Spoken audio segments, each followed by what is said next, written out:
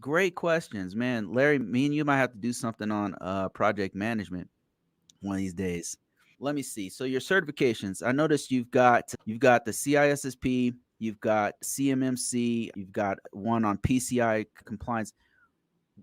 I get questions about certifications all the time. I know that certifications are tertiary to your experience, but I just want to educate people on the levels of certifications, what they Mhm. can do for you. And so, in your opinion, like what is the most effective ones that you've had, and what have they given to you, if anything? Yeah, I so I'll back up a little bit and give like my initial thoughts when I got introduced to certification. Then I'll fast forward to today. As I mentioned, I was in IT services management when I was in the military, and a lot of the challenges that we had were, again, like I didn't have a lot of training on certain technologies and certain different aspects of information systems management, right? And so I'll just say that on broad terms.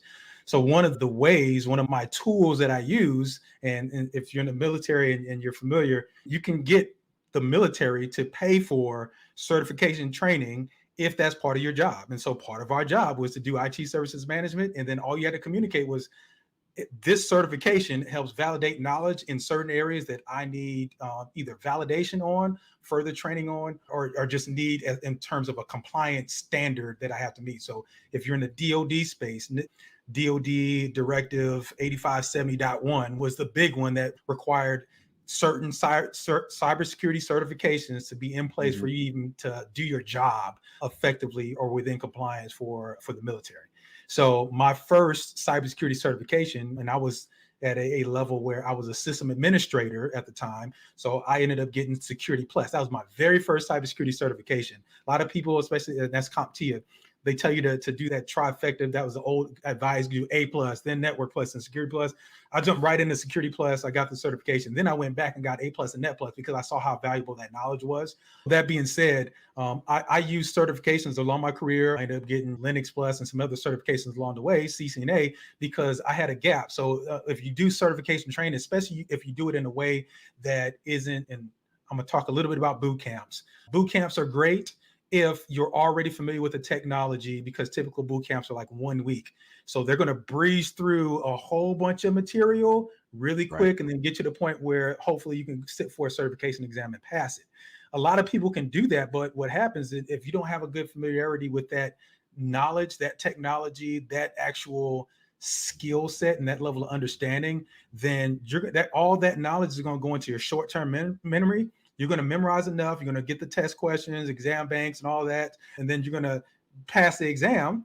But then 2 weeks later, all of that knowledge, because it was in your short-term memory, is gone. Like you're going to flesh that out, and as time passes, that you're not going to be as effective in that particular area or that particular technology as you would have been if you had been familiar with it and that was part of your everyday job. Now, that being said, again, I use those tools because we were using the technology. We just needed a little bit more. Like we knew the Army way of doing it. Like we sat on systems and they taught us, like they gave us commands to do, but we didn't know what the background was on those commands. If I put switch port access VLAN whatever, okay, I can type that out, but what am I doing? What is that doing?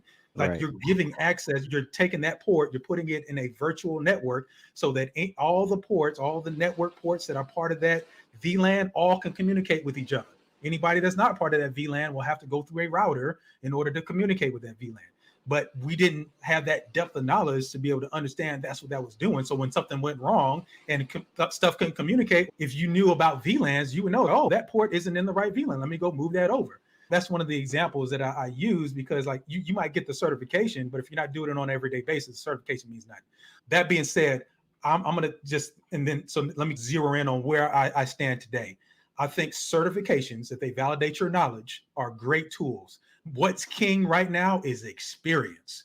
100% full stop experience that you can validate by going through labs, by going through job roles that you've actually completed certain requirements and that you've gone through and you've executed certain things as part of a job role. Experience speaks very highly.